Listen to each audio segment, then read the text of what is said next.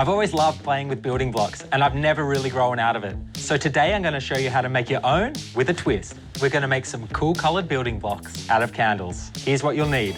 Some coloured crayons, a spoon, rubber ice cube trays, an old candle, wicks, water, a bowl and some scissors. And last but not least, you need a kettle and a heat-proof bowl. The first step is to cut your candle up into flakes using the scissors. And you just want to make a big pile in the bowl, enough to pour into the mould and make your blocks. And just be careful of your fingers here because the scissors are really sharp. If you don't have any candles at home, you can always go to the craft store and buy some pre-made flakes. What we're going to do now is grab a coloured crayon and with the scissors, just shave it off into the bowl. And remember guys, just use one colour in this mix and we'll make some other coloured blocks later on. Okay, now we're going to grab the water, pop it in the kettle and go heat it up, and that's going to melt our candle wax. Back in a second. Okay, we've heated that up. Get the adult. Now we're going to carefully pour it into a heat-safe bowl. And then we're going to place this bowl on top, and the steam from the hot water is going to rise and melt our candle wax for us. And with a spoon, just stir that until it melts down into a liquid. I know it doesn't look like anything's happening, but it'll slowly melt.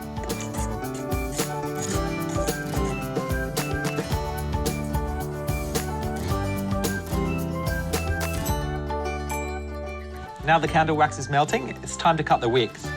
So just lay it over the mould, and you want enough so it's hanging over from each end about 5 centimetres. And now it's time to pour our wax in. So carefully grab the bowl, making sure it's not too hot, and slowly pour the melted wax into the mould until it's just at the top. And then with the spoon, just push the wick down into it so it's nice and even. And now we want to place an identical mould on top, and that's going to give us the same shape on the bottom so we can build the blocks later on. And then you want to put it aside for a couple of hours to cool. We've waited a couple of hours, and now it's time to reveal our block. So carefully take the top mould off, make sure all the holes are in it, and then with the bottom one as well, carefully get that candle out. And there we go, a perfectly moulded candle. And now we're going to make some different colours and build them up.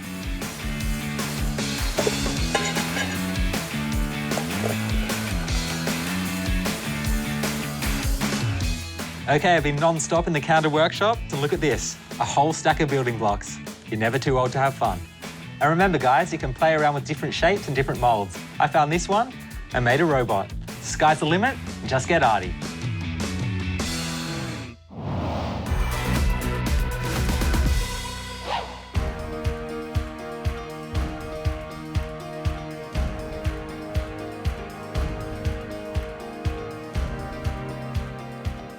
Hi, my name's Kat and I'm a nail artist, and today I'll be showing you how to nail a watermelon design. All you need is a black, white, red and green nail polish, some cotton pads, nail polish remover, a thin brush, a dotting tool, base coat, a top coat and a model. This is Monique. First, clean the nail with some cotton and some nail polish remover. Then we're going to do a clear base coat and allow it to dry. So the first colour we're using is this red polish and applying it to the whole nail. And again, wait for it to dry. And I'm cheating by fanning it. Once dry, apply a second coat. With a thinner brush, I'm just going to dip it into the lighter green polish, and I'm going to do a straight line across the bottom of the nail. If you don't have a thin nail brush, you can just use a paintbrush, and you're going to want to follow the natural curve of the nail. And once again, allow it to dry. So next I'll be doing some stripes with this dark green polish.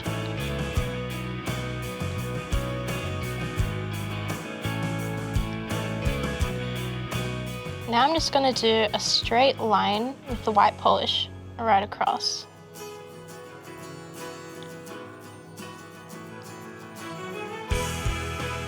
So using the black nail polish, we're going to be doing the seeds.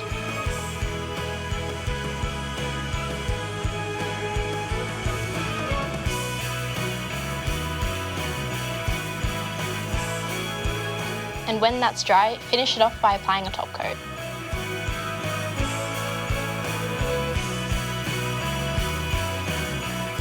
Looks delish.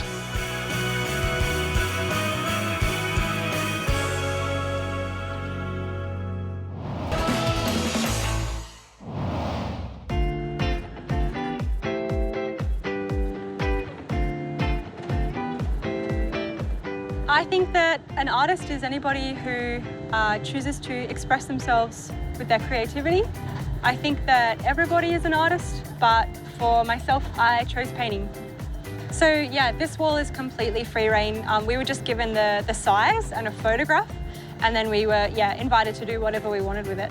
So the process of doing a large-scale artwork like this, it starts off as a sketch on paper. We'll kind of sketch out a rough mock-up, and then from there we do a scale layout, but it very much depends on the surface that we're working. So the materials that we're using to complete this artwork are mostly just acrylic paints. To start off with, we might use a bit of chalk to get our bearings on the wall and to sketch it up, but yeah, it's entirely acrylic paint, which means we use brushes only. Some of the challenges that we face when painting publicly are, of course, things like weather. We're from Queensland and up north, we've done some, 35-degree days, and when you're stuck in a scissor lift together over the course of a week, it can get a bit tiring. But yeah, beyond that, I wouldn't have it any other way. I think those challenges just make the artwork better in the end.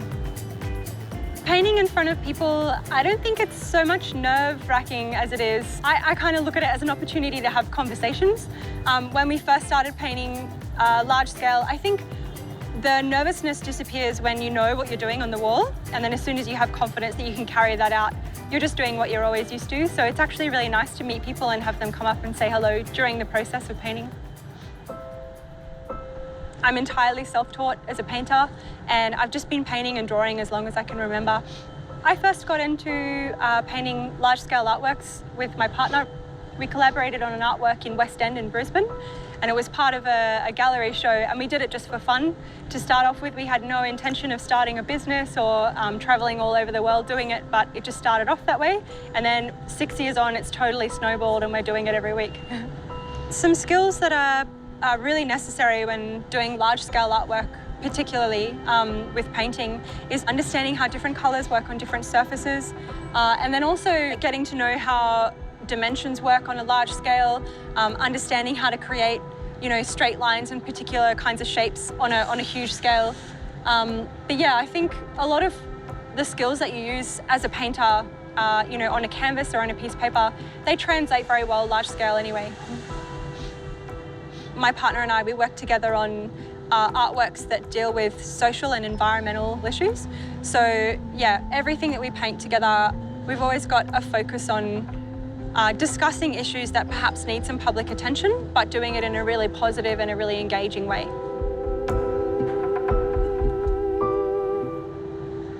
After working on this artwork for Wonderwalls Festival, yeah, we're definitely happy with it.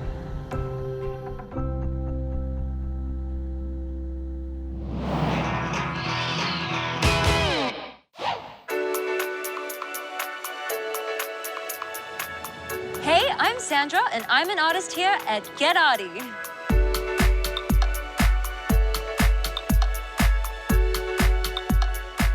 There you have it, your very own beautiful butterfly crown. When I was a kid, my grandma, she drew all these rabbits and flowers and fruits for me just to entertain me. I think that was one of my first sort of introductions to art, which is really nice. Sandra! Oh, hey, Nathan. Oh, there you are. I brought my camera. The subjects that I excelled at school were music, French, history, English, and of course, art. Now that I'm out of high school, I'm much more proactive in finding different opportunities to practice different types of art. I like to paint, I like to sketch. I like to do craft, and I also like to recycle different objects so that I can make some piece of artwork from that. I've got to tell you though, I'm not that great at painting, but you know what they say, practice makes perfect. I haven't honed my skills and my technique at the moment, but I definitely like to just keep practicing and keep taking lessons and improve on that. Other than art, I do a lot of music, so I can sing. I can also play the flute. Currently, I'm studying classical music, so hopefully I can go into classical singing in the future.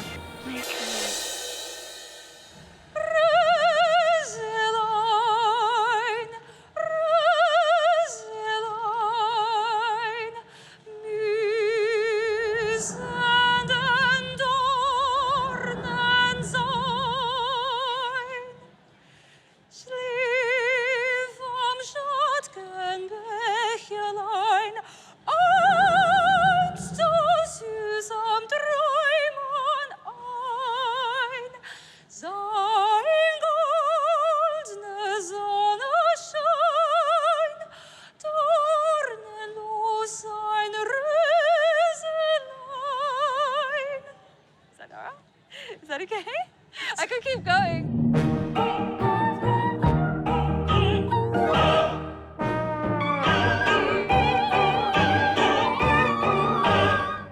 I would also like to do something that combines maybe performance art, so performance and the visual mediums.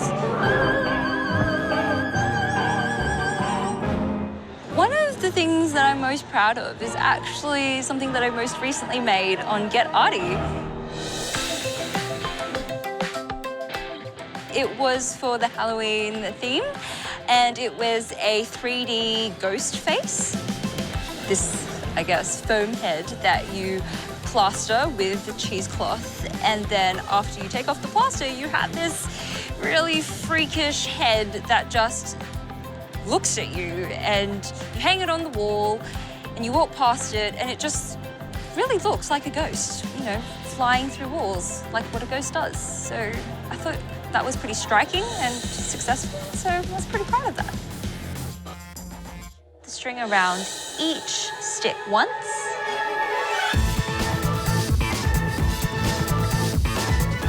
Now we just have to wait for the sun to go down and then see if she quits. Once that's dry, your plane is ready to take off. Look, my friend, she's a little camera shy.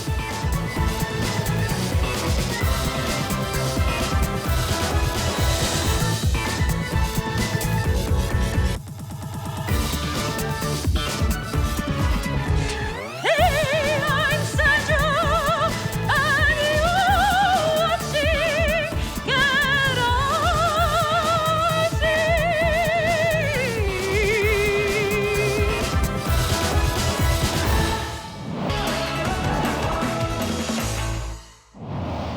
We all know ghosts love to float through walls, so today I'm going to frame a ghost doing exactly that. This is how I will do it. What you will need is a photo frame with a cardboard backing, some placemats or newspaper, some baking paper, cheesecloth, a foam head, some spray starch, petroleum jelly, white paint, a box cutter, a paintbrush, some scissors, and some sticky tape. Okay, so the first step is to separate the cardboard from the frame. So now I'm going to cut and measure the cheesecloth. It should be roughly the same size as the cardboard backing, but with a bit extra on the edges. I'm going to unfold this, so there's only one layer of cheesecloth. I'm gonna measure it again and then cut it. All right, so now let's snip. Okay. All right, so now you just have to repeat that process until you have 10 sheets of cloth of roughly the same size. Okay, so now I've already cut my 10 pieces, so I'm gonna place that to the side and start painting. So I'm gonna grab my white paint and my paintbrush. I'm gonna paint the board white. Okay.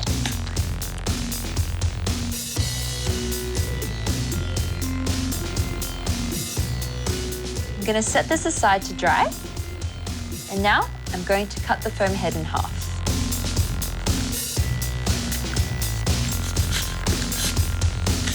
So the reason why I'm cutting the foam head in half is because I need a flat backing. Just be careful of your fingertips. The blades are really sharp. All right, now I'm gonna pull it apart. Wow, I've got two sides of the head, but I only need the face. So I'm gonna put the other side aside. Oh look, I made fake snow with styrofoam. Now I'm going to grab the white board that has now dried, and then I'm gonna cover it with some baking paper. Flip it over, and then fold the edges down. Okay, so now I'm going to just stick the baking paper onto the back with some sticky tape. All right, now let's turn it around and then grab your foam head. We're going to grease our foam head with some petroleum jelly. So the reason why we're covering it in petroleum jelly is kind of like baking a cake and greasing the pan. It'll just help the cloth slide off more easily. Okay, now the next step is to grab your first layer of cheesecloth and place it on top of the head. I'm just gonna mold the cloth onto the face, pushing down all the bumps and everything. Now I'm going to grab my spray starch and set my, oh, I'm so sorry, I can't undo this. Oh, wait, got it. Now I'm going to spray it to set it. Whew. The reason why I'm using starch spray is because it really helps the fabric hold its form. Now, let's add our second layer. So we're gonna mold the second layer onto the foam head, just like the first layer. So now the layers can just go on top of each other without the petroleum jelly, but you do need to spray in between the layers. Okay, so now I'm going to keep repeating, and I think I'm going to add 2 layers at a time. All right, so now this is my last layer. To set it, I'm almost done, just going to mold the features. For the background, instead of flattening it, scrunch it up for a better texture. Spray it with some spray starch to set it. All right, so that's done. Now we've just got to set this aside overnight, but I've prepared one earlier. Ta-da! Okay, now it's time to peel off the cloth from the foam head. Just gonna peel it off really slowly and gently. I think it's coming off. Almost there. All right, so we're just gonna trim off the excess cheesecloth around the white board. Wow, this is really coming together. It's really looking like a ghost.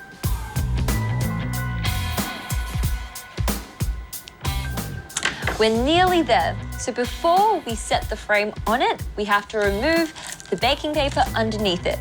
So first, set aside the head and then remove the baking paper.